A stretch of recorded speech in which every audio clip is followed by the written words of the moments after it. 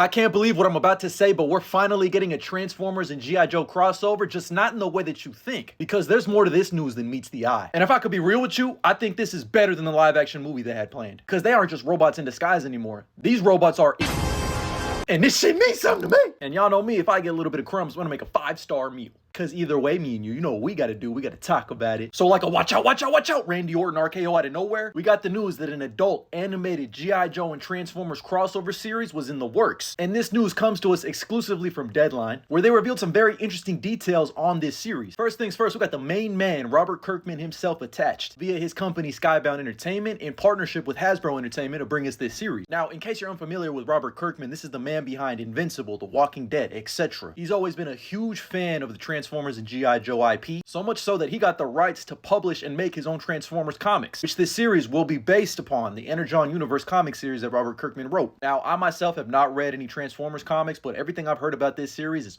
But more importantly is that it's supposed to be an adult-focused animated series, in the same vein as Invincible. I don't know if that means we're going to see a whole lot of oil on the ground or some blood on the ground, but hopefully it means that they're just tackling more mature themes. And what's even cooler is outside of the comic books, this now means that we could potentially get an Invincible and Transformers crossover, along with Void Rivals. Now, obviously, Prime Video would have to purchase this project, because right now they're just developing it and creating it and then taking it to the marketplace to the highest bidder. And I feel like Prime Video makes a whole lot of sense just because they're just rolling in the cash. But honestly, can we just make sure that they don't look like PNGs? Like, I'm curious what type of animation style it's going to be. I'm assuming they're probably just going to get the same team that worked on Invincible, but we'll just have to wait and see for more updates. Now, the more interesting thing is we know that Paramount has been trying to work on a G.I. Joe and Transformers crossover in live action. They even set it up in Rise of the Beasts, where Noah ended up getting recruited by the G.I. Joe. But nowhere in the article did it ever mention this live action project was still in the works or not. But honestly, I didn't like Rise of the Beasts all that much, if I could be real with you. And every time they bring the G.I. Joe to live action, while albeit there are some fun moments and scenes, the movies are